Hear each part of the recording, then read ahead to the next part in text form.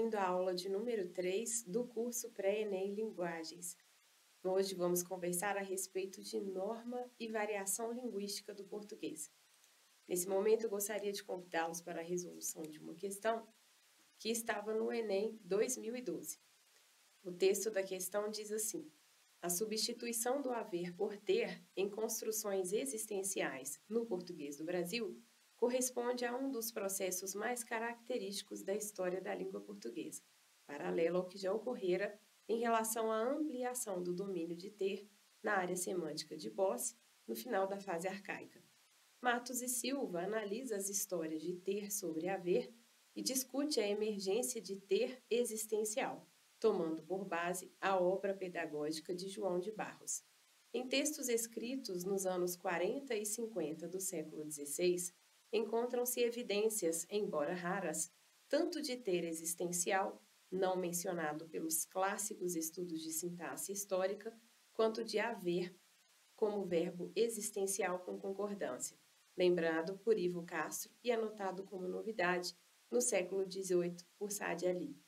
Como se vê, nada é categórico e um purismo estreito só revela um conhecimento deficiente da língua. Há mais perguntas que respostas. Pode-se conceber uma norma única e prescritiva?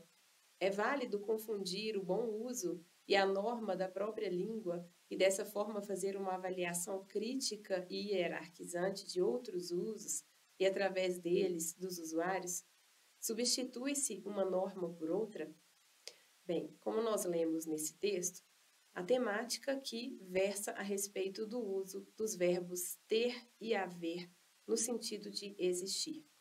Nesse primeiro momento, aqui no primeiro parágrafo, o texto apresenta uma introdução da temática, versa a respeito de historicidade dos dados, estudos feitos a respeito dessa temática, e no segundo parágrafo, então, passa-se evidentemente a um momento de tomada de posição, por assim dizer. Exatamente nesse momento aqui é que nós podemos observar o cerne do texto. O que eu quero dizer com isso? Que considerando que esse é um texto que expressa alguma opinião, que traz opinião, nesse momento aqui é exatamente quando encontramos esse tópico, a temática da opinião sendo exposta aqui. Bem, vamos passar ao comando da questão.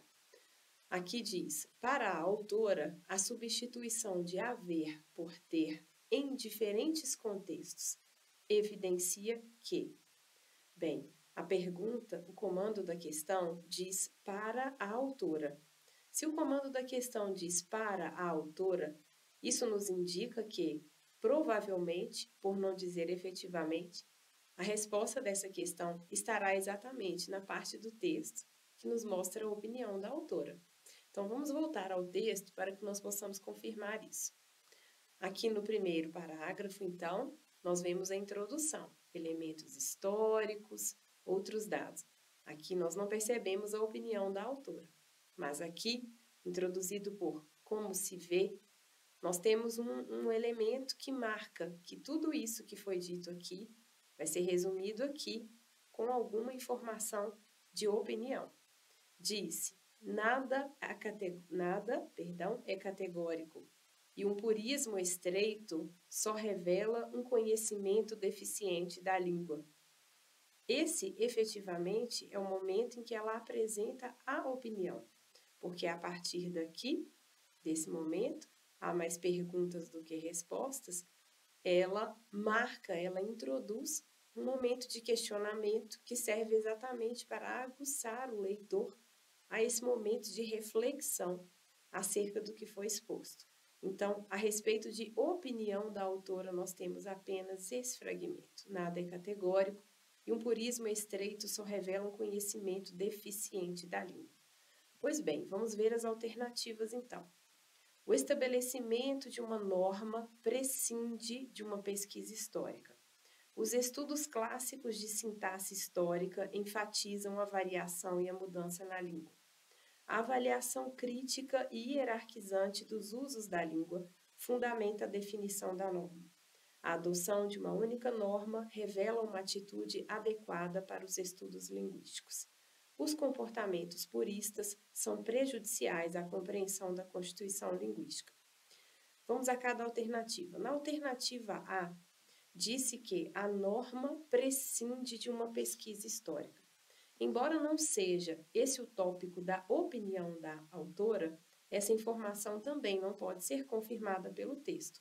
Aliás, pelo contrário, porque aqui, nesse trecho do texto, disse que em textos escritos nos anos 40 encontram-se evidências tanto de ter existencial quanto de haver existencial. Então, prescindir é não necessitar de, não depender de. Nesse caso, nós temos exatamente o contrário. Embora, é bom que se enfatize. Só há uma resposta válida aqui se observarmos atentamente o comando para a autora, porque para a autora indica uma opinião. Os estudos clássicos de sintaxe histórica enfatizam a variação e a mudança na língua.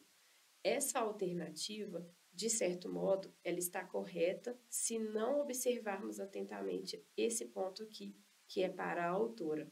Por quê? Porque, evidentemente, naquele trecho que nós acabamos de ler, observa-se que essa informação ela é confirmada pelo texto, de que os próprios estudos, eles demonstram, eles mostram, enfatizam que a variação ela existe. A avaliação crítica e hierarquizante dos usos da língua fundamenta a definição da norma. Isso não está confirmado no texto. A letra D diz: a adoção de uma única norma revela uma atitude adequada para os estudos linguísticos. Efetivamente, o texto versa o contrário disso, porque o texto, todo ele, vem convergir para uma ideia de que não é apenas uma norma que é suficiente para determinar o uso da língua, exatamente o contrário disso. No entanto, quando observamos a alternativa E, os comportamentos puristas são prejudiciais à compreensão da constituição linguística, nós encontramos exatamente a alternativa correta.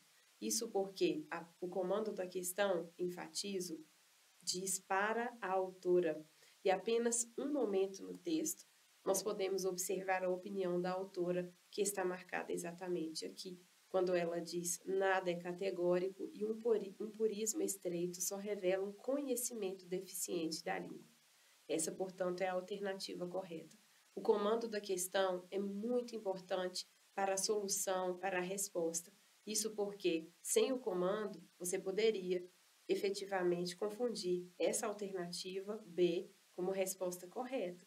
Se você não se atentar ao fato de que o texto quer saber qual é a opinião da autora a respeito da questão, você poderia ter marcado essa alternativa. Talvez você tenha ficado em dúvida entre essas duas, entre a B e a E. E exatamente nesse momento é a oportunidade que temos de dissolver essa dúvida.